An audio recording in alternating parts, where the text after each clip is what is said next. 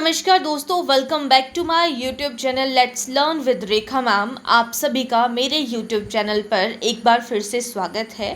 तो दोस्तों, जैसे कि आप सभी जानते हैं कि हम जो है वो जेबीटी कमीशन और पटवारी का जो भी साइंस का सिलेबस है उस पूरे के पूरे सिलेबस को जो है हम यहाँ पर डिस्कस कर रहे हैं। और उसमें जो है हमारा जो है वो जो चैप्टर चला हुआ है वो है मैटर इन आवर सराउंडिंग, यानी कि हमारे आसपास का जो पदार्थ है उसके बारे में हम बात कर रहे हैं। हमारे चारों ओर के पदार्थ या हमारे सराउंडिंग्स में जो जो मैटर हैं, पदार्थ हैं, उनके बारे में बात कर रहे हैं। तो एचपीआरसी ने जो भी डिटेल्ड सिलेबस आप लोगों का बताया हुआ है साइंस के लिए, उसमें हमारा जो है ये चैप्टर चला हुआ है। और यहाँ पे जिन्होंने इससे पिछली क्लासेस को नहीं देखा है, जो फर्स्ट टाइम पर मेरे चैनल पर विजिट कर रहे हैं, आज फर्स्ट टाइम पे मेरे साथ में जुड़ रहे हैं, तो सबसे पहले तो गाइज आप लोग जो है वो चैनल को सब्सक्राइब कर दीजिएगा। जिन्होंने अभी तक चैनल को सब्सक्राइब नहीं किया है, बेल आइकन को प्रेस कर दीजिएगा ताकि नोटिफिकेशन आप लोगों की ऑन हो जाए और डेली मॉर्निंग में 7 से 8 बजे के बीच में आपको क्लास जो है वो देखने को मिलती है। ठीक है, आप सर्च करके भी देख सकते हो, वहाँ पे आपको बहुत सी क्लासेस बहुत से सब्जेक्ट के ऊपर देखने को मिलेंगी मेरे चैनल के ऊपर। और इसकी जो बाकी क्लासेस हैं जो हम पहले डिस्कस कर चुके हैं, पूरा सिलेबस ऑलमोस्ट हमारा कवर होने वाला है। सिर्फ 2 चैप्टर जो है यहाँ पे बचे हुए हैं इस क्लास के बाद। ठीक है, तो आप प्लेलिस्ट सेक्शन पे जा सकते हो, वहाँ पे जेबीटी कमीशन और पटवारी के लिए जो है प्लेलिस्ट आपको देखने को मिल जाएगी।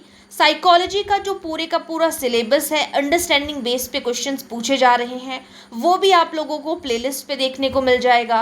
और उसके अलावा मॉडर्न हिस्ट्री भी आपको वहीं पर देखने को मिल जाएगी। ठीक है, तो चलिए बिना टाइम वेस्ट किए हम करेंगे आज की क्लास को स्टार्ट। ठीक है, हमारा 171 क्वेश्चन बोल रहा है यहाँ पे the formula of nitric acid. तो नाइट्रिक एसिड का फॉर्मूला क्या है? ये जो आपकी क्लास है ना यहाँ पे, ये जो है आपका पार्ट 4 रहने वाला है। ठीक है, इतना ध्यान रखिएगा।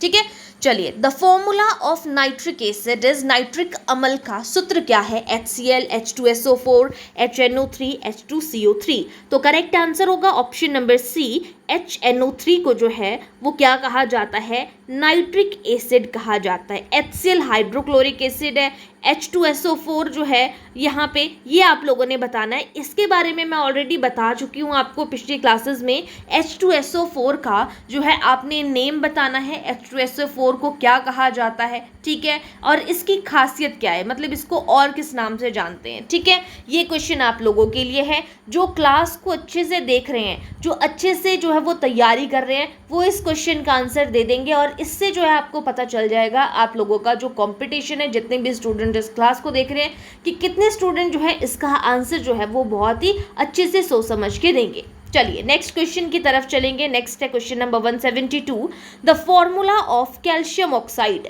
तो कैल्शियम ऑक्साइड का जो फॉर्मूला है वो क्या है? तो आपका option number B correct answer होगा। CaO जो है वो कैल्शियम ऑक्साइड का सूत्र है, ऑप्शन बी करेक्ट आंसर होगा। नेक्स्ट है the valency of calcium. Calcium की संयोजकता यहाँ पे पूछी जा रही है कि वैलेंसी क्या है। तो सबसे पहले हमें क्या पता होना चाहिए? यहाँ पे कैल्शियम का जो है वो एटॉमिक नंबर पता होना चाहिए। इसका एटॉमिक नंबर जो है कैल्शियम का वो होता है 20। ठीक है, और इसके अलावा इसकी जो इलेक्ट्रॉनिक कॉन्फ़िगरेशन जब हम लिखते हैं तो इलेक्ट्रॉनिक कॉन्फ़िगरेशन कैसे लिखी जाती है? वो 1s2 2s2 इस तरीके से लिखी जाती है ना। तो पीछे मैंने आप लोगों को 2 8 इस तरीके से जो है वो पिछले चैप्टर्स में बताया था, तो वहाँ पे वो सिंपल ईजी चीज़ें थी, तो वहाँ पे आपको कोई कन्फ्यूजन नहीं होना था, इसलिए वहाँ पे मैंने उस तरीके से बताया। तो यहाँ पे देखिए सबसे पहले आ जाता है 1s2, है ना। उसके बाद आ जाएगा हमारे पास 2s2, उसके अलावा आ जाएगा यहाँ पे 2p6, ये इलेक्ट्रॉनिक कॉन्फ़िगरेशन यहाँ पे बन रही है। फिर आ जाएगा 3s2, फिर आ जाएगा 3p6 और फिर आ जाएगा 4s2। आप काउंट करके देख सकते हो, 1s2 में 2, 2s2 में 2, 2 2 4, 4 और 6 कितना हो गया? 10। 10 के अलावा यहाँ पे भी आगे आपके कितने बन रहे हैं? 6 2 8 और 2 10, यानी कि 20 बन गया। ये हो गया पूरा इलेक्ट्रॉनिक कॉन्फ़िगरेशन अगर आपसे कैल्शियम की पूछी जाती है। यहाँ पे, ठीक है। और जब हम इसको सेल वाइज जो है वो डिनोट करते हैं, जैसे हमने पढ़ा था कि के शेल है, एल सेल है, एम सेल है, एन शेल है, ठीक है। तो यहाँ पे मैक्सिमम हमने पढ़ी थी कि मैक्सिमम कितने जो है हम यहाँ पे ये इलेक्ट्रॉन्स जो है वो ऐड कर सकते हैं, या कितने जो मैक्सिमम इलेक्ट्रॉन्स जो है वो फिल होते हैं, ये चीज़ें हमने पढ़ी थी पिछले चैप्टर, जो पिछली जितनी भी हमारी क्लासेस हुई थी, ठीक है। तो यहाँ पे देखिए, इतना आपको पहले दो चीज़ें याद रखनी है, क्योंकि यहाँ पे ये पूछा जाता है, इसीलिए आपको पता होना चाहिए। आंसर मैं आपको डायरेक्टली बता दूँ, 2 आएगा, है ना। ये जो लास्ट वाला है ना, इसके अकॉर्डिंग आप देख सकते हो कि कितने एक्स्ट्रा है या कितने यहाँ पे गेन हुए, कितने इसने लूज़ किए, इस तरीके से हम इस चीज़ को मेजर करते हैं वैसे तो, ठीक है। उसके अलावा यहाँ पे अगर देखा जाए तो अगर हम सेल वाइज इसको देखेंगे तो यहाँ पे हम क्या कह सकते हैं कि कैसे आएगा, यानी कि जो हमारे पास 2, 8, फिर उसके बाद 8 जब हम फिल करते हैं तो हम इस तरीके से फिल करते हैं इनको शेल्स में कि सबसे पहले 2 आएंगे, फिर उसके बाद 8 आएंगे, फिर नेक्स्ट हम 8 देखते हैं, तो ये कितने हो गए, यहाँ पे 18 हो गए। उसके बाद जो है वो 18 देखा जाता है, 2, 8, 8, फिर हम 18 को फिल करते हैं, ठीक है। तो 18 तो यहाँ पे आएगा नहीं, कितने एक्स्ट्रा की ज़रूरत है, यहाँ पे 2 की ज़रूरत है। इसीलिए हमारी जो यहाँ पे वैलेंसी बनेगी वो कितनी बनेगी, 2 बनेगी, क्योंकि ये हमारे पास जो है यहाँ पे एक्स्ट्रा है और इसको प्राप्त करने के लिए बहुत सारों की ज़रूरत पड़ेगी, ठीक है। तो शेल ये जो बोहर ने नोटेशन दी थी उसके अकॉर्डिंग यहाँ पे भरा जाएगा 2, 8, 8, 2, इस तरीके से जो है वो फिल होते हैं। यहाँ पे जब हमने सेल्स में देखा था ना मैक्सिमम कितने आ सकते हैं, तो मैक्सिमम 18 हमने बात की थी, लेकिन जो कैल्शियम है, कैल्शियम में 2, 8, 8, 2, ये आपने ध्यान रखना है कि इस तरीके से जो है हम यहाँ पे इलेक्ट्रॉन्स को फिल करते हैं, नोटेशन इस तरीके से दी जाती है इसकी कैल्शियम की, ठीक है। आगे चलते हैं नेक्स्ट क्वेश्चन पे। The shell nearest to the nucleus is, नाभिक के सबसे निकट वाला जो कोश होता है वो कौन सा होता है, अब ये बोला जा रहा है, तो सबसे निकटतम जो है हो जाएगा आपका option number A correct answer होगा। के सबसे पहले आता है, फिर एल, फिर एम, फिर एन, सबसे दूर आपका एन आता है, ठीक है। नेक्स्ट क्वेश्चन है question number 175, maximum electrons in M shell. अब देखो हमने बोला कि सबसे पहले के आता है, फिर एल आता है, फिर एम आता है, फिर एन आता है। मैक्सिमम इलेक्ट्रॉन की अगर बात की जाए तो के में 2 होते हैं, एल में 8 होते हैं, एम में 18 होते हैं और एन में 32 होते हैं। लेकिन अभी आप बोलोगे बहुत से स्टूडेंट की पहले हमने 2 भरे, फिर 8 भरे, फिर हमने 8 फिर से क्यों किया, तो जब इलेक्ट्रॉन को फिल किया जाता है ना तो वो इसी तरीके से फिल किया जाता है, ना कि हम यहाँ पर 18 डायरेक्ट लेंगे। ये तो एम शेल के मैक्सिमम है, तो मैक्सिमम जब पूछा है तो option number B correct answer होगा, 18 करेक्ट आंसर हो जाएगा। नेक्स्ट है इलेक्ट्रॉनिक कॉन्फ़िगरेशन ऑफ ऑक्सीजन। अब इलेक्ट्रॉनिक कॉन्फ़िगरेशन क्या है ऑक्सीजन की, तो इलेक्ट्रॉनिक कॉन्फ़िगरेशन कैसे करते हैं, वैसे तो हम 1s2 2s2 इस तरीके से ना, लेकिन जब ये 2 6 इस तरीके से पूछा है तो हम देखेंगे ऑक्सीजन का एटॉमिक नंबर कितना है। ऑक्सीजन का एटॉमिक नंबर आपके पास 8 है, तो कैसे हो जाएगा, एक हो जाएगा आपके पास 2, फिर इसमें नेक्स्ट कितने पड़ेंगे 6, तो ये हो जाएगा आपका option number A correct answer होगा। The valency of oxygen is determined by, oxygen की संयोजकता किस चीज़ के ऊपर निर्भर करती है, electron needed to complete octet, यानी कि अष्टक पूरा करने हेतु आवश्यक इलेक्ट्रॉनों से, ये जो है इससे हम संयोजकता मतलब डिसाइड करते हैं। ये number of neutrons, atomic mass, number of shells, correct answer होगा option number A, electrons needed to complete octet. अभी हमने बोला 2 और 6, तो यहाँ पे बोला जा रहा है जो ऑक्सीजन की वैलेंसी है वो डिटरमाइन होती है कि कितने ऑक्टेट को पूरा करने के लिए कितनों की ज़रूरत है, इलेक्ट्रॉन्स की नीड है, उससे हम यहाँ पे इसको डिसाइड करते हैं, तो ऑप्शन ए करेक्ट आंसर होगा। नेक्स्ट है the electronic configuration of chlorine. Chlorine की इलेक्ट्रॉनिक कॉन्फ़िगरेशन क्या है, मैं बार बार कह रही हूँ 1s2 2s2 इस तरीके से हम देखते हैं, ठीक है। आगे देखेंगे तो यहाँ पे बोला जा रहा है इलेक्ट्रॉनिक कॉन्फ़िगरेशन, तो हम 1s2 2s2 मैंने आपको बार बार बोला कि उस तरीके से इलेक्ट्रॉनिक कॉन्फ़िगरेशन लिखी जाती है, लेकिन आपके पास इस तरीके से पूछा जा रहा है कि कितने सेल्स के अकॉर्डिंग इलेक्ट्रॉनिक कॉन्फ़िगरेशन बनेगी, तो 17 आपके पास जो है एटॉमिक नंबर आ जाएगा। जब हम इसको फिल करेंगे तो क्या हो जाएगा, आपके पास 2 हो जाएगा, 8 हो जाएगा, फिर उसके बाद जो है आगे कितने फिल करेंगे हम, यहाँ पे 7 फिल हो जाएगा, ठीक है। तो कितने हो गए, 8 और 2 10 हो गए, 10 7 17, तो option number A correct answer होगा। 2 8 और 7 को जब हम जोड़ेंगे तो वो कितना बनेगा 17, तो क्लोरीन का जो इलेक्ट्रॉनिक विन्यास है वो होगा 2 8 और 7। नेक्स्ट क्वेश्चन है which isotope is used in treatment of thyroid disorder. Thyroid रोग के उपचार में कौन सा समस्थानिक उपयोग किया जाता है? तो थायराइड आपका आयोडीन से रिलेटेड है ना, तो उसके लिए जो है वो आयोडीन 131 जो है वो यूज़ किया जाता है। Option number C correct answer होगा। कैंसर के उपचार के लिए कोबाल्ट 60 जो है वो यूज़ किया जाता है। ठीक है, न्यूक्लियर वेपन के लिए यूरेनियम 235 यूज़ किया जाता है। नेक्स्ट क्वेश्चन पे चलेंगे। विच आइसोटोप इज रेडियो एक्टिव? तो कौन सा यहाँ पे है आइसोटोप जो कि रेडियो एक्टिव है? ये भी मैं आपको बता चुकी हूँ पहले। तो जो आपका कार्बन 14 है वो ऑप्शन नंबर सी जो है ये करेक्ट आंसर होगा। कार्बन 14 एक रेडियो एक्टिव है, ऑप्शन सी करेक्ट आंसर होगा। Find number of neutron in chlorine 35। जो क्लोरीन 35 में न्यूट्रॉनों की संख्या कितनी है? देखो, जब हम क्लोरीन की बात करते हैं ना, तो क्लोरीन का जब एटॉमिक नंबर बोला जाए तो एटॉमिक नंबर हो जाएगा यहाँ पे 17। ठीक है, और वहीं पर इसका जो यहाँ पे 35 है, यहाँ पे बोला जा रहा है ये इसका एटॉमिक नंबर है, सॉरी एटॉमिक नंबर नहीं, मास नंबर है। ठीक है, तो यहाँ पे फाइंड नंबर ऑफ न्यूट्रॉन, कितने न्यूट्रॉन हैं आपके यहाँ पर क्लोरीन के अंदर? तो वो हो जाएंगे 18, option number B correct answer हो जाएगा। न्यूट्रॉन और प्रोटॉन जितने एटॉमिक नंबर है ना, ये तो है प्रोटॉन। ठीक है, और जो न्यूट्रॉन पूछा जा रहा है तो न्यूट्रॉन है। इसके अलावा जो बच गए, आप 35 में से 17 को माइनस करके देख सकते हैं, आपका आंसर यहाँ पर आ जाएगा 18, ऑप्शन बी करेक्ट आंसर होगा।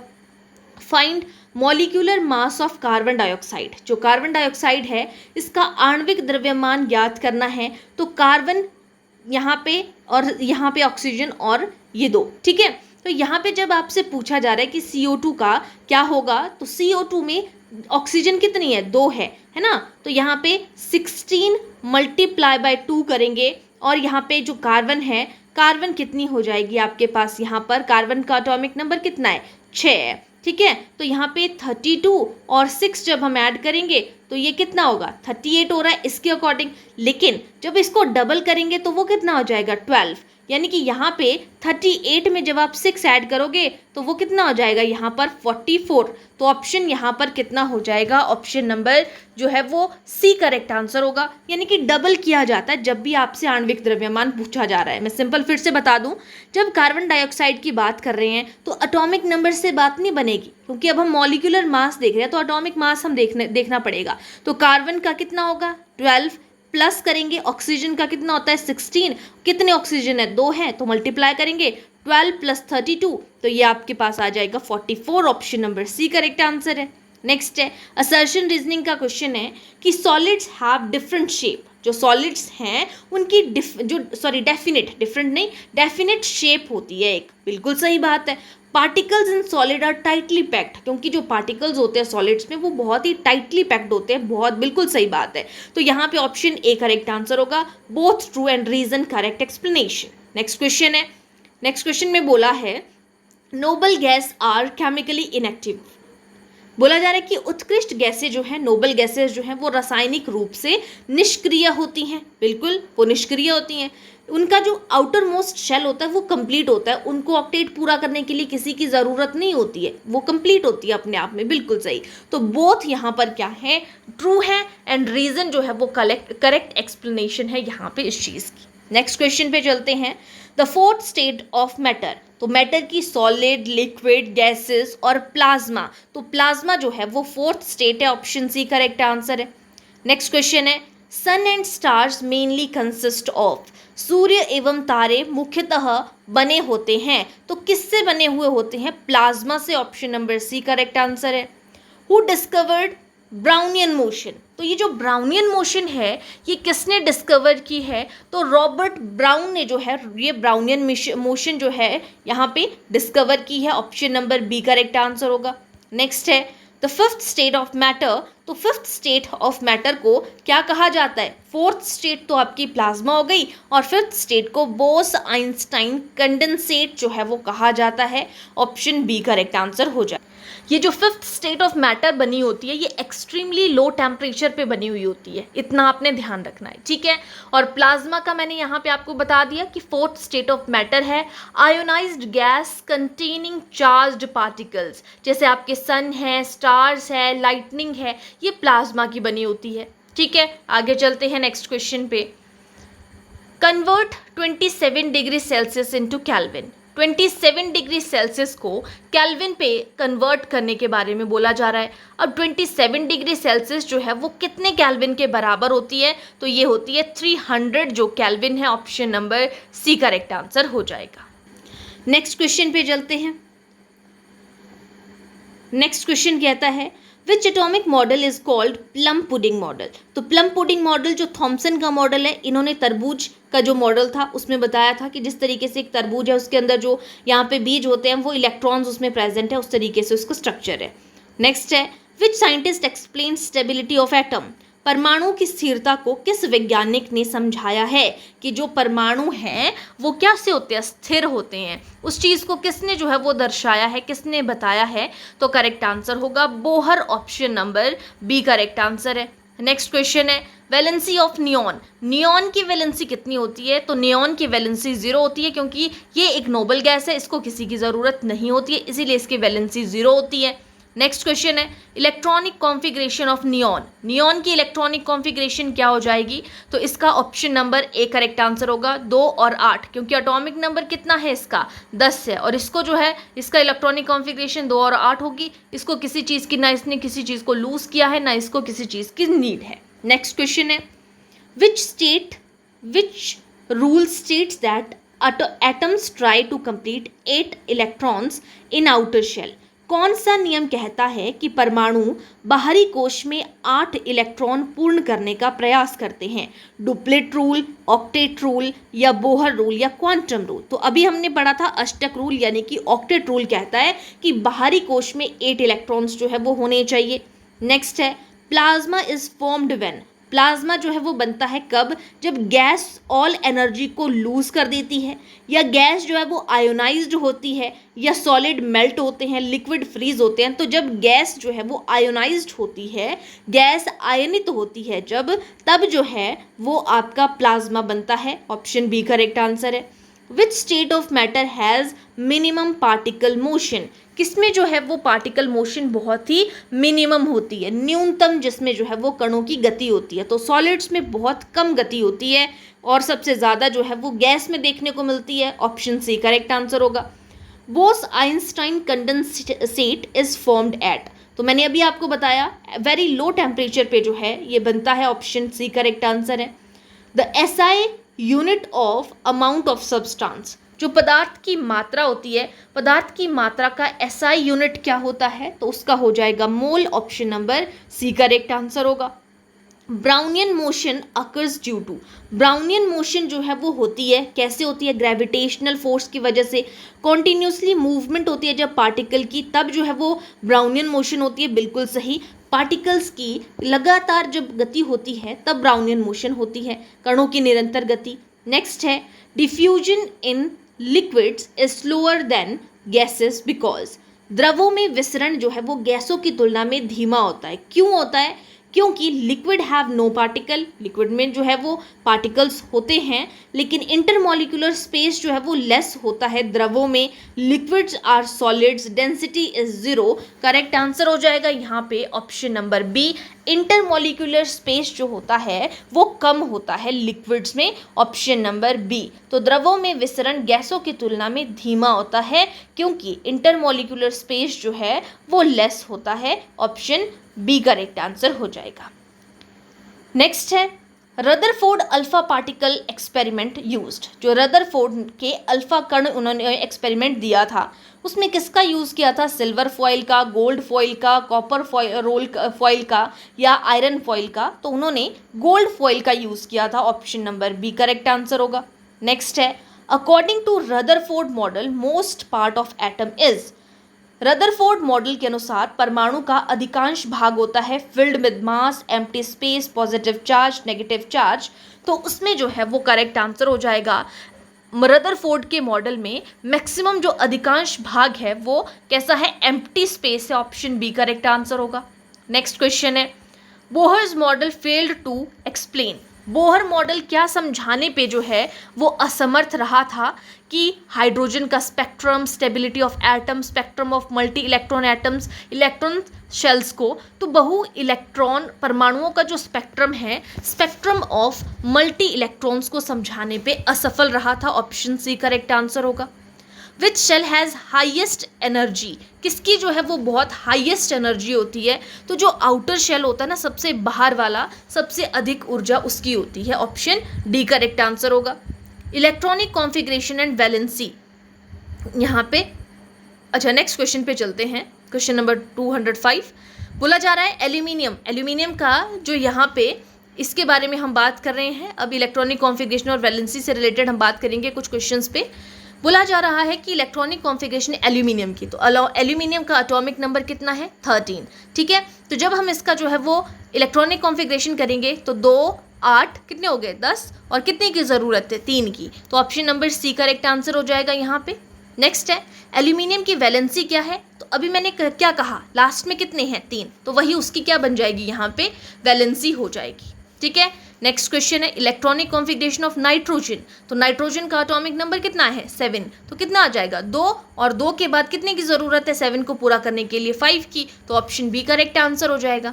नेक्स्ट है जो वैलेंसी है नाइट्रोजन की वो क्या है, तो अभी एटॉमिक नंबर हमने कितना देखा था यहाँ पे, नाइट्रोजन का एटॉमिक नंबर कितना है, एटॉमिक नंबर अगर हम नाइट्रोजन का देखें तो वो तो हमारे पास 7 है, तो 7 पूरा करने के लिए हमने इस तरीके से किया था, लेकिन अभी यहाँ पे 5 तो नहीं हो सकती है ना। इलेक्ट्रॉनिक कॉन्फ़िगरेशन की बात करें तो 5 तो नहीं होगी, बैलेंसी की बात करें तो इसको पूरा करने के लिए कितना, ऑक्टेट को पूरा करने के लिए कितने की ज़रूरत है, 3 की ज़रूरत है, तो option number C correct answer होगा। C correct answer 3।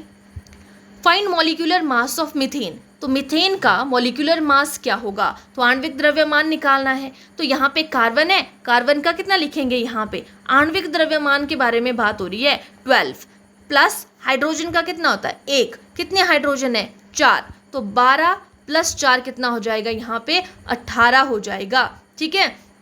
किसकी बात कर रहे हैं हम यहाँ पे, मीथेन की बात कर रहे हैं। अच्छा यहाँ पे 16 हो जाएगा ना कि 18, 4 और 2 6 है ना, तो यहाँ पे 16 हो जाएगा, option number C correct answer हो जाएगा। नेक्स्ट है find molecular mass of calcium carbonate, इसका आणविक द्रव्यमान चेक करेंगे कैल्शियम कार्बोनेट का, ठीक है। यहाँ पे अब आपको जो है वो किसका पता होना चाहिए, कैल्शियम और आपको कार्बन और ऑक्सीजन तीनों का पता होना चाहिए, तब जाके जो है आपके पास जो है ये आंसर बनेगा, ठीक है। तो देखिए बिल्कुल सिंपल सी बात है, तीनों का आपको जो है यहाँ पे पता होना चाहिए। पहले तो मॉलिक्यूलर मास, जब हम कैल्शियम की बात करते हैं तो कैल्शियम का एटॉमिक नंबर तो 20 है, इसका डबल करेंगे तो कितना हो जाएगा 40, अप्रोक्सीमेट है ये, वैसे तो पॉइंट्स में इनकी वैल्यू होती है लेकिन अप्रोक्सीमेट आप निकालोगे। और उसके बाद जो आपके पास कार्बन है, कार्बन का जब हम निकालेंगे तो कार्बन का 6 होता है, इसका डबल कर देंगे 12 हो जाएगा। ऑक्सीजन का कितना होता है, एटॉमिक नंबर 8 है, डबल करेंगे तो 16 होगा। कितनी ऑक्सीजन की बात हो रही है, 3 ऑक्सीजन की बात हो रही है, तो 16 को 3 से मल्टीप्लाई करेंगे उतनी ऑक्सीजन, 6 3 ज़ा 18 हो जाएगा, 1 3 1 ज़ा 1 3 1 ज़ा 3 और 1 4 हो जाएगा, यानी कि 48।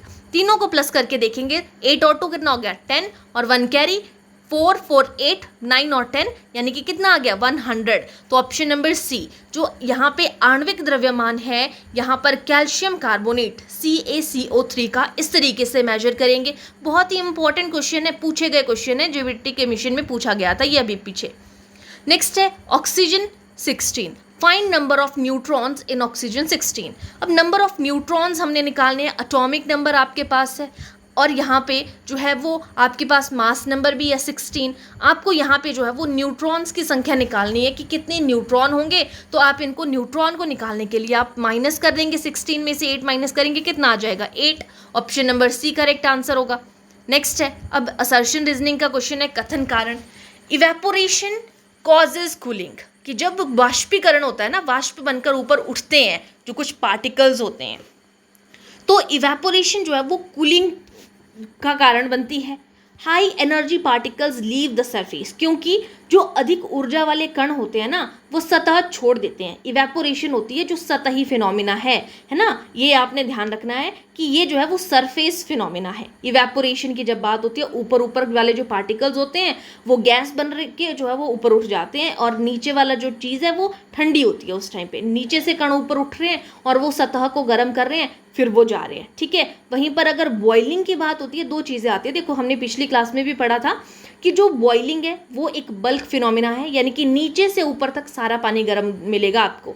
वहीं पर अगर इवेपोरेशन की बात करेंगे तो सतह वाली जो चीज़ है ना वही गर्म होगी, नीचे से कण उठ के आ रहे हैं और वो ऊपर वाली सतह को गर्म कर रहे हैं और वो वहाँ से जो है उड़ जा रही है, इवेपोरेशन हो रही है। तो यही बोला है कि high energy particle leave the surface, high energy particle सतह को छोड़ देते हैं और जिसकी वजह से जो वाष्पीकरण है वो शीतलन उत्पन्न करता है। ऑप्शन ए करेक्ट आंसर हो जाएगा। दोनों सही हैं और एक दूसरे की अच्छे से एक्सप्लेनेशन दे रहे हैं।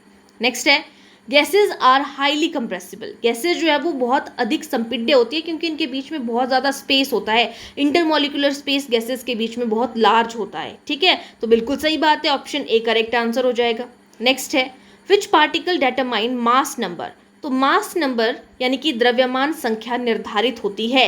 मास नंबर कैसे हम जो है वो डिसाइड करते हैं, हमने बोला डबल होता है, तो उससे कैसे पता चल रहा है मास नंबर, तो यहाँ पे प्रोटॉन और न्यूट्रॉन्स दोनों की संख्या। प्रोटॉन की अगर हम बात करें ना तो प्रोटॉन तो आपका एटॉमिक नंबर जो होता है ना वही प्रोटॉन, उतने ही प्रोटॉन होते हैं। जब आपके पास मास नंबर बोला है तो वो डबल हो जाएगा, उसमें उनके प्रोटॉन भी आ जाएंगे, न्यूट्रॉन भी आ जाएंगे। ऑप्शन सी करेक्ट आंसर होगा। The atom as a whole is, बोला जा रहा है संपूर्ण परमाणु जो होता है, एटम एज अ होल वो कैसा होता है, न्यूट्रल होता है, उदासीन होता है। ऑप्शन सी करेक्ट आंसर है। Which gas is filled in electric bulb. Electric bulb में जो है वो कौन सी गैस होती है, नाइट्रोजन, ऑक्सीजन, आर्गन, हाइड्रोजन, तो उसमें होती है argon gas. Option number C correct answer है। इलेक्ट्रिक बल्ब में argon belongs to which group of gases. जो आर्गन गैस है वो कैसी गैस है, आर्गन गैस जो है एक नोबल गैस है, यानी कि ऑप्शन नंबर सी अक्रिय गैस या उत्कृष्ट गैस इसको कहा जाता है, नोबल गैस को। ठीक है, नेक्स्ट है the property by which solids maintain their shape is due to. ठोस अपना आकार बनाए रखते हैं क्योंकि, बोल रहे हैं ना उनकी एक डेफिनेट शेप होती है जो सॉलिड्स होते हैं, क्यों वो अपनी शेप को बनाए रखते हैं। इंटरमोलिकुलर फोर्स वीक होती है, स्ट्रॉन्ग होती है, या नो इंटरमोलिकुलर फोर्स, या हाईली टेम्परेचर होता है, हाई टेम्परेचर। तो करेक्ट आंसर होगा स्ट्रॉन्ग इंटरमोलिकुलर फोर्स होती है इनके बीच में। ऑप्शन बी, बल जो है वो बहुत ही प्रबल अंतरा अणुक बल बोला जाता है इसे। नेक्स्ट है which process convert solid direct into vapour. आपके पास सॉलिड है कोई भी चीज़, डायरेक्ट उसके जो है वो वेपर्स बन रहे हैं, उसको क्या कहा जाता है, फ्यूजन, सब्लिमेशन, कंडेंसेशन या फिर फ्रीजिंग। बहुत ही इंपॉर्टेंट पॉइंट है, उसको सब्लिमेशन कहा जाता है, उदर्वपातन कहा जाता है। सॉलिड से डायरेक्ट वेपर्स में कन्वर्जन हो रहा है। ऑप्शन बी करेक्ट आंसर होगा। नेक्स्ट है कैम्फर यानी कि कपूर जिसको हम बोलते हैं, disappears on keeping in open because. Kapoor अगर आप खुला रखोगे तो खुला रखने पर वो गायब हो जाता है, क्योंकि मेल्टिंग हो रही है, इवेपोरेशन हो रही है, सब्लिमेशन हो रही है या फ्रीजिंग हो रही है। तो इसमें जो है वो क्या हो रहा है, अभी हमने इसी चीज़ के बारे में बात की थी, कोई चीज़ सॉलिड है जैसे कि कपूर आपका सॉलिड है, डायरेक्ट वो जो है वो वेपर बन रहे हैं उसके, है ना, तो वो डिसअपियर हो जाता है वेपर बन के, तो वो क्या है, सब्लिमेशन है। Option number C correct answer हो जाएगा। कपूर इसका एग्जाम्पल है। नेक्स्ट है the latent heat of fusion is the heat required to convert. गलन की गुप्त ऊष्मा वह ऊष्मा है जो परिवर्तित करती है। क्या होती है जो लेटेंट हीट ऑफ फ्यूजन है, इसमें क्या हीट को किस चीज़ की ज़रूरत होती है परिवर्तन के लिए। गलन की गुप्त ऊष्मा वह ऊष्मा जो परिवर्तित करती है किसको, सॉलिड को लिक्विड में, लिक्विड को गैस में, गैस को लिक्विड में और गैस को सॉलिड में। तो करेक्ट आंसर हो जाएगा यहाँ पे solid into liquid. Option number A correct answer होगा, सॉलिड को लिक्विड में कन्वर्ट करेगा। नेक्स्ट है which method is used to separate two miscible liquid. दो मिश्रणीय द्रवों को अलग करने की विधि क्या कहलाती है। जो मिश्रण वाली चीज़ें हैं ना उनको अलग करना है तो उनको क्या कहा जाता है, filtration, fractional distillation, sublimation, sedimentation. तो उसको जो है वो फ्रैक्शनल डिस्टिलेशन कहा जाता है। Option number B correct answer हो जाएगा। नेक्स्ट क्वेश्चन है cream from milk is separated by. अगर आपने दूध से क्रीम को अलग करना है तो क्या प्रोसेस होती है, उसको सेंट्रीफ्यूगेशन कहा जाता है। ऑप्शन सी करेक्ट आंसर होगा। नेक्स्ट है the particle of colloid can be seen by. Colloid के कण जो है वो देखे जा सकते हैं, कैसे देख सकते हैं हम उनको, नेकेड आइज से देख सकते हैं, कंपाउंड माइक्रोस्कोप से, अल्ट्रा माइक्रोस्कोप से देख सकते हैं। तो उनको जो है वो अल्ट्रा माइक्रोस्कोप से देखा जाता है। Option number C correct answer हो जाएगा। नेक्स्ट क्वेश्चन है according to law of conservation of mass. द्रव्यमान संरक्षण नियम कहता है कि मास इंक्रीज होता है, कि मास डिक्रीज होता है, कि मास रिमेन्स कंजर्व्ड रहता है, यानी कि संरक्षित रहता है, या वॉल्यूम रिमेन कंजर्व्ड। तो ऑप्शन सी करेक्ट आंसर है। जो द्रव्यमान है वो हमेशा कंजर्व रहता है, संरक्षित रहता है। ऑप्शन सी, यानी कि सेम रहता है जैसा है। नेक्स्ट है the law of constant proportion was given by, कि किसी चीज़ का जो अनुपात है वो स्थिर है, तो स्थिर अनुपात का नियम जो है वो किसने दिया है? डाल्टन ने, प्राउस्ट ने, रदरफोर्ड ने, या बोहर ने? तो प्राउस्ट ने दिया है। Option number B correct answer हो जाएगा यहाँ पे क्वेश्चन नंबर 226 का। नेक्स्ट है the formula of calcium hydroxide is, जो कैल्शियम हाइड्रोक्साइड का फॉर्मूला है तो वो क्या है? ऑप्शन यहाँ पर करेक्ट आंसर हो जाएगा। कैल्शियम हाइड्रोक्साइड का फॉर्मूला CaOH2, यहाँ पे कैल्शियम हाइड्रोक्साइड, हाइड्रोक्साइड लिखा जाता है, OH2 हाइड्रोक्साइड, ठीक है। तो कैल्शियम हाइड्रोक्साइड CaOH2 होता है।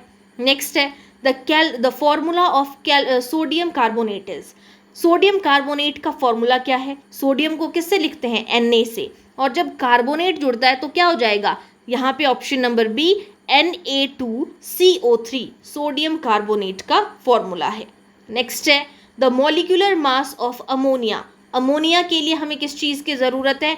NH3 की बात कर रहे हैं। तो यहाँ पे नाइट्रोजन है, नाइट्रोजन का एटॉमिक नंबर 6 होता है, डबल कर देंगे तो कितना हो जाएगा? 12 प्लस हाइड्रोजन एक, कितनी हाइड्रोजन की बात हो रही है यहाँ पे? 3 की। तो 12 को जब हम 3 में प्लस करेंगे तो कितना हो जाएगा? 15। तो option number B correct answer हो जाएगा यहाँ पे क्वेश्चन नंबर 229 का, ठीक है।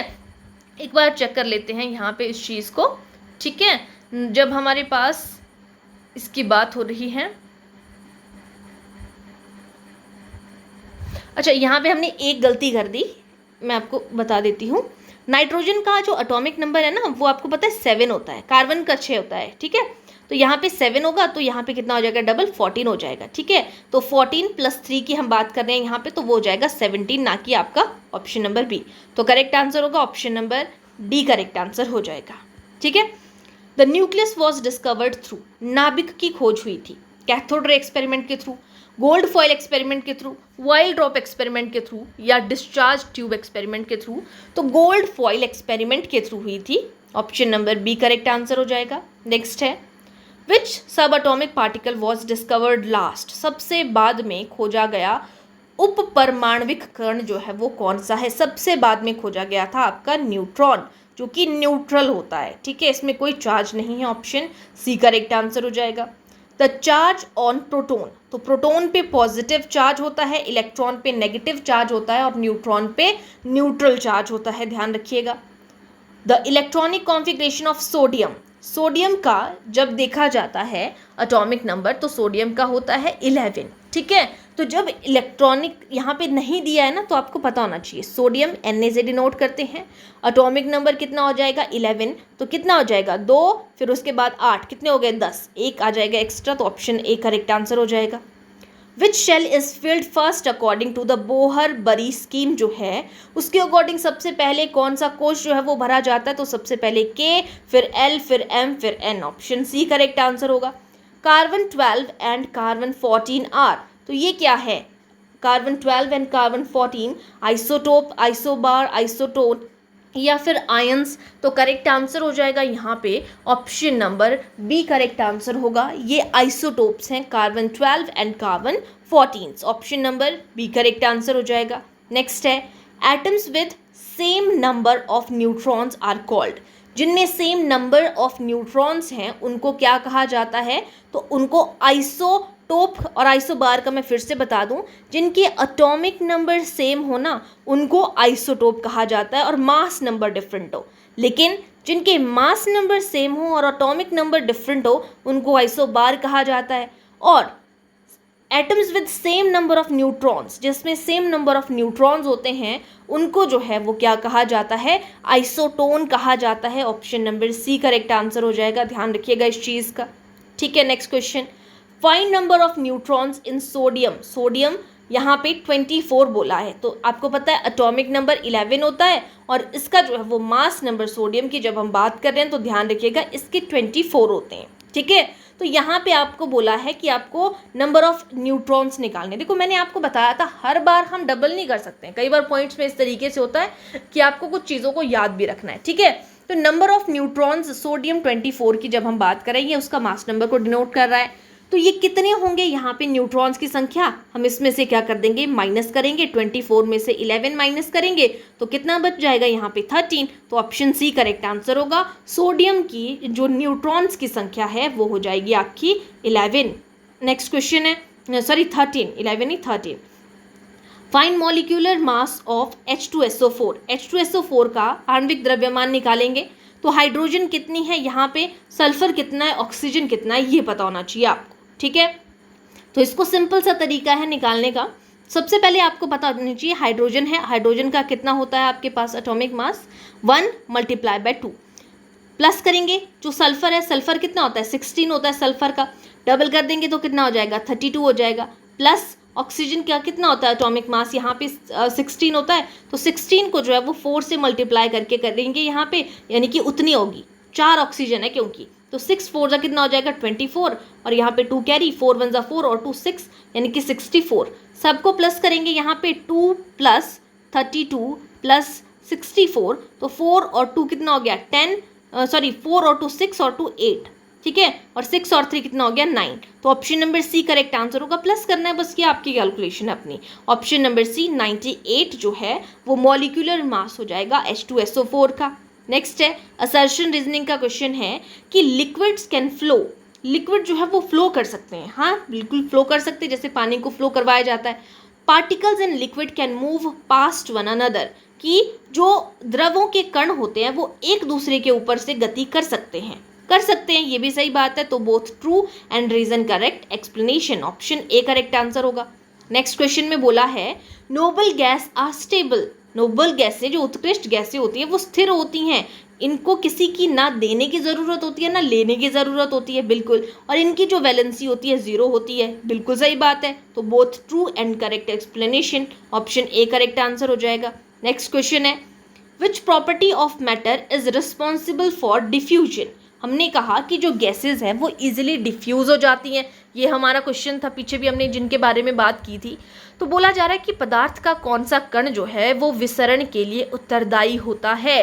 डेंसिटी की वजह से होता है कि ज़्यादा डेंस होती हैं, या कॉन्टिन्यूसली मोशन ऑफ पार्टिकल्स होती है, कणों की निरंतर गति होती है, शेप या वॉल्यूम होता है। तो जो विसरण का गुण होता है उसके लिए, डिफ्यूजन के लिए, जो लगातार कणों में निरंतर गति होती रहती है ना वो, तो गैसेज इजीली इसलिए होती है क्योंकि उनके बीच का जो स्पेस होता है इंटरमोलिकुलर स्पेस वो बहुत ज़्यादा लार्ज होता है, और फोर्स उनके बीच में इंटरमोलिकुलर फोर्स वो बहुत वीक होती है, ठीक है। तो वो इजीली जो है वो मूव कर जाते हैं, जिसकी वजह से वो डिफ्यूज भी इजीली हो जाते हैं। नेक्स्ट क्वेश्चन है solids have negligible compressibility because. Solids में संपीड्यता नगण्य होती है, कॉम्प्रेस नहीं होती है वो इजीली, क्यों, क्योंकि सॉलिड्स में जो स्पेस होता है ना वो बहुत कम होता है। पार्टिकल्स जो होते हैं वो कैसे होते हैं, क्लोजली पैक्ड होते हैं। Option number C correct answer होगा। जैसे एक पत्थर का एग्जांपल ले लेते हैं, उसमें कोई स्पेस नहीं है। नेक्स्ट है which state of matter has highest diffusion rate. सबसे विसरण की दर जो सबसे अधिक है वो सबसे ज़्यादा किसमें है, तो हम पहले ही बात कर चुके हैं, वो गैसेस में है। Option number C correct answer है। मेनली 3 हमारे पास जो है वो स्टेजेस होती हैं, सॉलिड, लिक्विड और गैसेस। 4th प्लाज्मा, और आपका जो यहाँ पे बोर आइंस्टीन वाला है वो तो हम रेयरली देखते हैं, ठीक है। नेक्स्ट क्वेश्चन है the conversion of liquid into vapours. अब जो कोई चीज़ लिक्विड है उसको वेपर्स में कन्वर्ट कर रहे हैं, below boiling point is called.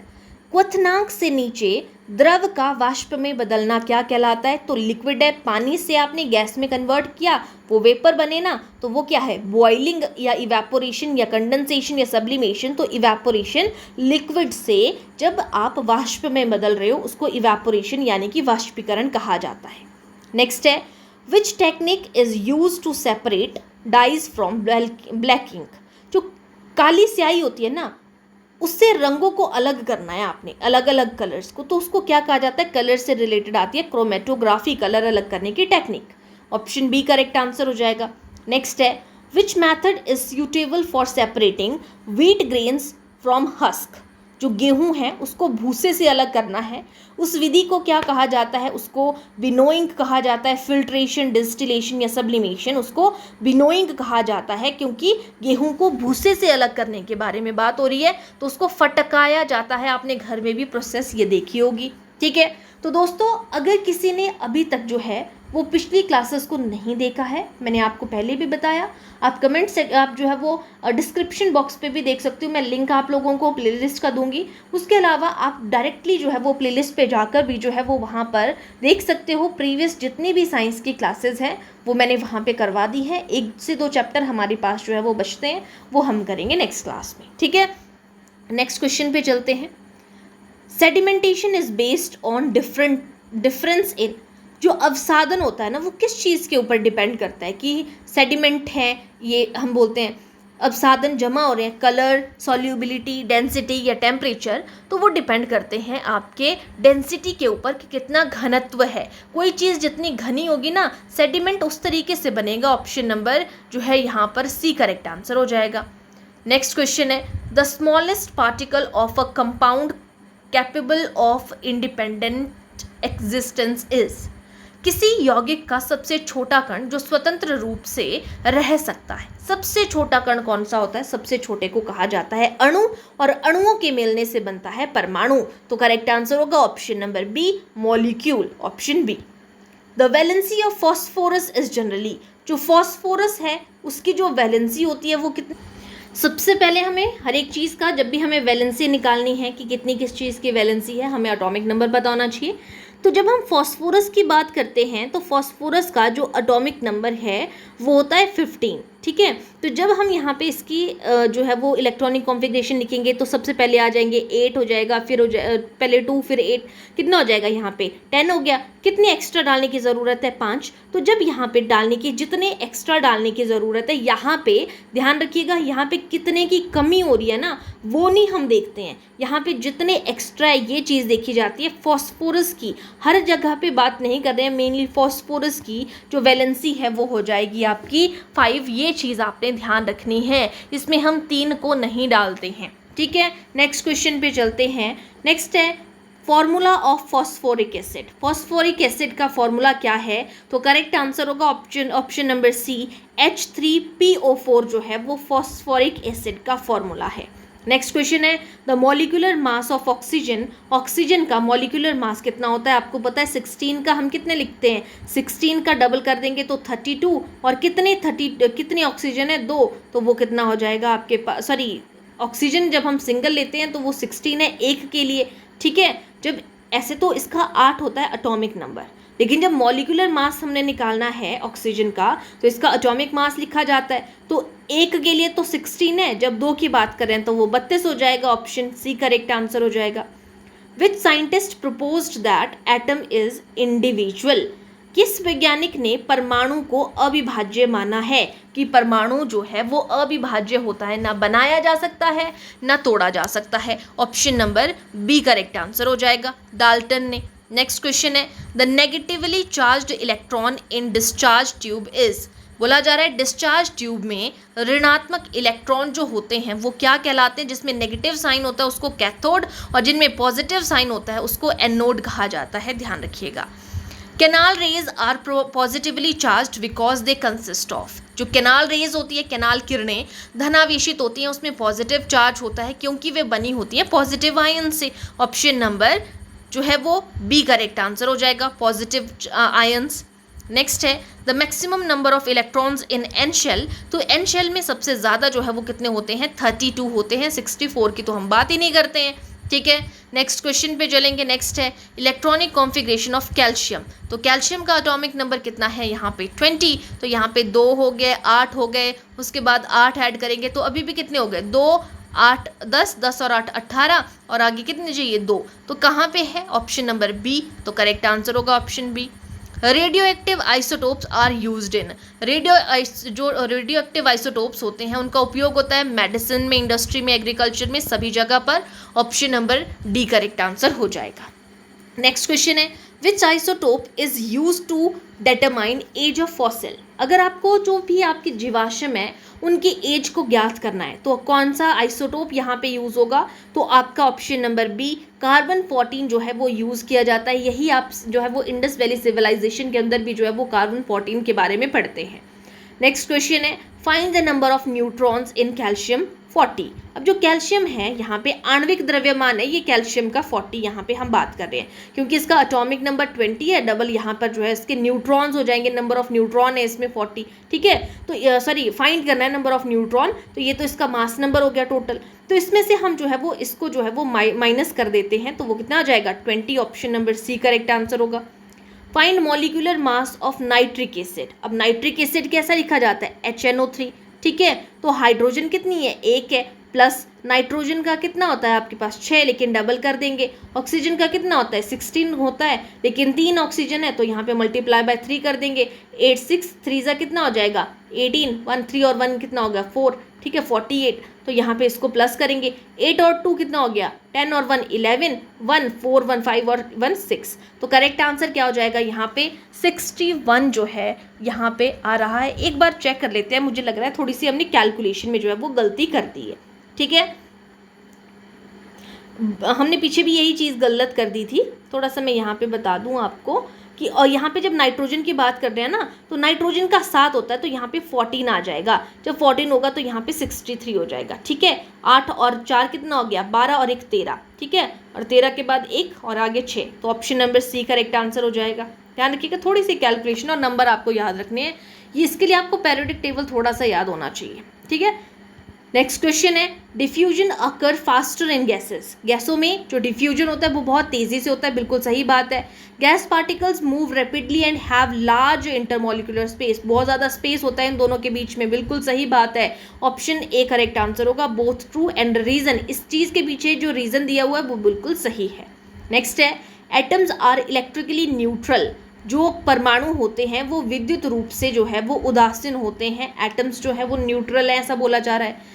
Number of proton equal number of electron, जो नंबर ऑफ प्रोटॉन की संख्या होती है ना वो इलेक्ट्रॉन के नंबर के बराबर होती है, ये भी बिल्कुल सही बात है। ध्यान रखिएगा, इंपॉर्टेंट कॉन्सेप्ट यहाँ पे बन रहा है कि एटम्स जो है वो इलेक्ट्रिकली विद्युत रूप से उदासीन होते हैं, जो परमाणु हैं उनमें कोई चार्ज नहीं है, ठीक है, और जो प्रोटॉन है उनकी संख्या इलेक्ट्रॉन के बराबर होती है, तो ऑप्शन ए करेक्ट आंसर हो जाएगा यहाँ पे।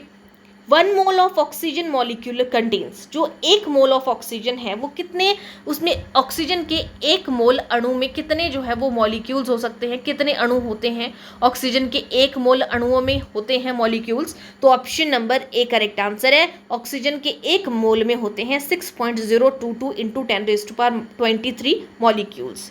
नेक्स्ट है gram atomic mass of an element is equal to, किसी तत्व का ग्राम परमाणु द्रव्यमान जो है वो बराबर होता है। परमाणु द्रव्यमान किसके बराबर होता है, किसी भी तत्व का एटॉमिक मास इन ग्राम के बराबर, मॉलिक्यूलर मास इन ग्राम के बराबर, वैलेंस इन ग्राम के बराबर, या atomic number in gram.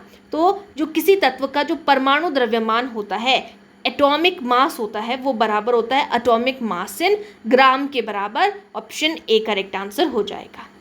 Next है the mass of 1 mole of water, जो 1 मोल पानी का जो मास होता है ये आ गया आपके पास, यानी कि H2O, हाइड्रोजन 2 हो गई, ऑक्सीजन का 16, 16 और 2 कितना हो गया 18, तो 18 ग्राम होता है जल के 1 मोल का द्रव्यमान। ऑप्शन सी करेक्ट आंसर होगा। Which particle was discovered using while drop experiment. While drop experiment जो है वो किसके लिए यूज़ किया गया था, तो यहाँ पे करेक्ट आंसर होगा इलेक्ट्रॉन के लिए जो है वो वाइल ड्रॉप प्रयोग जो है वो इलेक्ट्रॉन कण का उसके थ्रू जो है वो इलेक्ट्रॉन कण का जो है वो आवेश ज्ञात किया गया था। Option number C correct answer हो जाएगा। Who measured the charge of electron, तो चार्ज ऑफ इलेक्ट्रॉन जो है वो किसने मापन किया है, मिलिकन ने। ऑप्शन बी करेक्ट आंसर हो जाएगा। नेक्स्ट है the positively charge part of atom is concentrated इन, परमाणु का धनावेशित भाग जो है वो केंद्रित होता है ऑर्बिट में, शेल में, न्यूक्लियस में, इलेक्ट्रॉन क्लाउड में। तो कहाँ होता है उसका पॉजिटिव भाग जो केंद्रित होता है, वो होता है न्यूक्लियस में। ऑप्शन सी, न्यूक्लियस में प्रोटॉन और न्यूट्रॉन प्रेजेंट होते हैं और उसके चारों तरफ इलेक्ट्रॉन जो है वो घूमते रहते हैं। नेक्स्ट है atomic number of an element determines it's, जो एटॉमिक नंबर होते हैं एलिमेंट में वो किस चीज़ को निर्धारित करता है, मास नंबर को, आइडेंटिटी को, डेंसिटी को, कलर को। तो किसी तत्व का परमाणु क्रमांक जो है वो निर्धारित करता है उसकी पहचान, कि वो उसकी क्या है, आइडेंटिटी है। ऑप्शन सी करेक्ट आंसर होगा। नेक्स्ट है electronic configuration of potassium. Potassium का एटॉमिक नंबर कितना होता है, 19 होता है। ठीक है, तो पोटाशियम को कैसे डिनोट करते हैं, ठीक है, कितना होता है इलेक्ट्रॉनिक कॉन्फ़िगरेशन, तो सबसे पहले 2, फिर उसके बाद 8, 8 के बाद अगेन 8, कितना हो गया, 8 8 16 और 17 18, और आगे कितने की ज़रूरत है, 19 की। तो 2 8 8 1 option number A correct answer होगा। ये होगी यहाँ पे इलेक्ट्रॉनिक कॉन्फ़िगरेशन पोटाशियम की। अब पोटाशियम की हमने बात की, कितने एक्स्ट्रा इलेक्ट्रॉन्स की बात की थी, 1 की, तो वही उसकी वैलेंसी आ जाएगी, option A. Electronic configuration sulphur की कितनी होती है, तो सल्फर का एटॉमिक नंबर कितना है, 16। तो सबसे पहले 2 आएंगे, फिर नेक्स्ट वाले शेल में आपके 8 आएंगे, 8 और 2 10 हो गए। कितने की ज़रूरत है, नेक्स्ट वाले में 8 आ सकते हैं, लेकिन हमें कितने की ज़रूरत है, 16 की। तो 8 और 2 10 हो गए, 10 और 6 हो जाएंगे 16। तो 2 8 और 6 ये है सल्फर का इलेक्ट्रॉनिक विन्यास। नेक्स्ट है वैलेंसी कितनी होती है सल्फर की, तो अभी मैंने आपको बताया 2 8 और 6 ये हमने बात की। ये होता है यहाँ पे जब हम इलेक्ट्रॉनिक कॉन्फ़िगरेशन की बात करते हैं, तो कितने इलेक्ट्रॉन्स की कमी यहाँ पे रह रही है ऑक्टेट को पूरा करने के लिए, 2 की। तो जिसकी कमी रह रही है वही इसका इलेक्ट्रॉनिक यहाँ पे वैलेंसी बन जाएगी, option number B correct answer हो जाएगा। फॉर्मूला ऑफ अमोनियम क्लोराइड, तो अमोनियम क्लोराइड का फॉर्मूला है NH4Cl, option number A correct answer होगा, अमोनियम क्लोराइड। नेक्स्ट है formula of sodium hydroxide is, sodium hydroxide का जो फॉर्मूला है तो वो क्या है, ऑप्शन नंबर करेक्ट आंसर हो जाएगा यहाँ पे, ऑप्शन नंबर जो है वो ए करेक्ट आंसर होगा। NaOH को सोडियम हाइड्रोक्साइड कहा जाता है। नेक्स्ट क्वेश्चन है 276, फॉर्मूला ऑफ मैग्नीशियम क्लोराइड, तो मैग्नीशियम क्लोराइड का फॉर्मूला क्या है, मैक्सिमम स्टूडेंट MgCl कर देते हैं, लेकिन MgCl2 मैग्नीशियम क्लोराइड का फॉर्मूला बनता है। नेक्स्ट है which isotope is used in a nuclear reactor, के लिए कौन सा जो है यूज़ किया जाता है, मैंने पीछे बताया था यूरेनियम 235 यूज़ किया जाता है। आयोडीन जो है वो आपके जो है वो थायराइड से रिलेटेड है, उसके लिए किया जाता है। कार्बन फॉसिल से रिलेटेड है, और कोबाल्ट जो है वो कैंसर से रिलेटेड है। नेक्स्ट है which isotope is used in cancer therapy, अभी बताया कोबाल्ट 60 जो है उसके लिए यूज़ किया जाता है। नेक्स्ट है find number of neutrons in potassium, तो जब भी न्यूट्रॉन की बात कर रहे हैं ना, तो हम क्या करेंगे, यहाँ पे जो मास नंबर है उसमें से एटॉमिक नंबर को माइनस करेंगे, तो पोटाशियम का कितना हो जाएगा, यहाँ पे 39 में से 19 को माइनस करेंगे यहाँ पे, तो कितना आ जाएगा 20, option number C correct answer हो जाएगा। अभी तो आपके पास क्वेश्चन में यहाँ पे गिवन है कि किसका मास नंबर कितना है, किसका एटॉमिक नंबर कितना है, लेकिन एग्जाम पे आपको हो सकता है कि खुद से ये चीज़ें करनी पड़े, तो आपको पता होना चाहिए कि यहाँ पे पोटाशियम की बात हो रही है, तो पोटाशियम का एटॉमिक नंबर कितना होता है 19, और वहीं पर उसके मास नंबर की बात करें तो यहाँ पे 39 हो जाएगा। ठीक है, आगे चलते हैं नेक्स्ट क्वेश्चन पे। नेक्स्ट क्वेश्चन देखो, हर जगह पे डबल नहीं है, मैंने आपको बार बार ये चीज़ बोली है, तो आपको याद रखना है। Find molecular mass of NaOH, तो NaOH का यहाँ पे 40 आप आंसर देख रहे हो 40 है, तो ये कैसे है ये भी मैं आपको बता दूं। जब हम सोडियम की बात कर रहे हैं तो सोडियम का हम देखते हैं कि कितना होता है, सोडियम का जो एटॉमिक नंबर है वो 11 होता है ना, तो मैंने इसका डबल कर दिया यहाँ पे। ऑक्सीजन का कितना होता है, मैं नीचे की तरफ प्लस कर रही हूँ, 16 होता है, ऑक्सीजन का 1 होता है, 6 7 8 और 1 कितना हो गया 9, और ये यहाँ पे 3। अब यहाँ पे देखो, अब वही बात आ गई, ऑक्सीजन का यहाँ पे हमने 16 देख लिया, और आपका जो H है हाइड्रोजन का 1 देख लिया, लेकिन जब सोडियम की बात कर रहे हैं तो सोडियम का डबल नहीं हो रहा है, यहाँ पे 22 नहीं होता है, इसका 23 होता है। ठीक है, तो यहाँ पे इस वजह से यहाँ पे कितना आ जाएगा 40। तो हर जगह पर डबल नहीं करना है, अप्रॉक्स आप यहाँ पे आइडिया लगा सकते हो कि इतना हो सकता है, तो ऑप्शन सी करेक्ट आंसर हो जाएगा। आपको ये सारे जो है वो पीरियडिक टेबल में आपको एटॉमिक नंबर, उसके मास नंबर सारे गिवन है, तो आप वहाँ पर उस चीज़ को देख सकते हैं। नेक्स्ट है एटॉमिक नंबर जो है वो क्या होता है, atomic number is unique for every element, her element का जो परमाणु क्रमांक होता है अलग अलग होता है। Number of proton differ for different element, जो विभिन्न तत्वों में प्रोटोनों की संख्या होती है वो भी भिन्न भिन्न होती है, बिल्कुल सही बात है, ऑप्शन ए करेक्ट आंसर हो जाएगा। नेक्स्ट है noble gases are chemically stable, ये रासायनिक रूप से स्थिर होती हैं, बिल्कुल बात है, इनको किसी चीज़ की ज़रूरत नहीं होती है। इनका आउटर मोस्ट शेल जो है वो कम्प्लीटली फिल्ड होता है, तो ये भी बिल्कुल सही बात है, दोनों एक दूसरे को सही से एक्सप्लेन कर रहे हैं। ठीक है, तो ये थे हमारे पास यहाँ पे टोटल हमने 282 क्वेश्चन जो है वो डिस्कस किए। ठीक है, यहाँ पे, और ये जो है 250 से प्लस हमने क्वेश्चन यहाँ पर पूरे चैप्टर के अंदर जो है वो डिस्कस किए हैं। आई होप आप सभी को अच्छे से समझ में आए होंगे। कोई भी कन्फ्यूजन, कोई भी डाउट हो तो वो आप जो है वो कमेंट सेक्शन पे मुझसे पूछ सकते हैं, आपके सभी डाउट्स को वहाँ पे कंप्लीट किया जाएगा। ठीक है, और भी अगर आपको किसी चैप्टर, किसी टॉपिक के ऊपर कहीं पे भी पीछे भी डाउट होगा, वो भी आप कमेंट सेक्शन पे बता सकते हैं। ठीक है, और जो फर्स्ट टाइम पर मेरे साथ में जुड़ रहे हैं, मेरे चैनल के साथ में जुड़ रहे हैं, तो आप चैनल को सब्सक्राइब कर दीजिएगा, बेल आइकन को प्रेस कर दीजिएगा, और सारी की सारी पिछले चैप्टर्स की जो भी प्लेलिस्ट आपने देखनी है, प्लेलिस्ट पे जाके आप देख सकते हो। सारे चैप्टर्स आपको वहाँ पे सीक्वेंस वाइज देखने को मिल जाएंगे। अगर साइकोलॉजी देखना चाहते हो, मॉडर्न हिस्ट्री देखना चाहते हो, वो भी आपको वहाँ पे इजीली वहाँ पर मिल जाएगी। इस क्लास के डिस्क्रिप्शन बॉक्स में भी मैं आप लोगों को प्लेलिस्ट का जो है वो लिंक दे दूँगी, वहाँ से भी आप जो है वो देख सकते हैं। ठीक है, तो आज के लिए हम इतना ही करेंगे, और इसी के साथ में आपका ये वाला जो चैप्टर है, मैटर्स इन आवर सराउंडिंग, ये वाला चैप्टर कंप्लीट हो जाता है। और उसके बाद अब हम जो है वो सेल वाला चैप्टर जो है वो डिस्कस करेंगे। बहुत ही इंपॉर्टेंट टॉपिक्स आपके आगे रहने वाले हैं। ठीक है, तो आज के लिए इतना ही, मिलते हैं नेक्स्ट क्लास में। Thank you.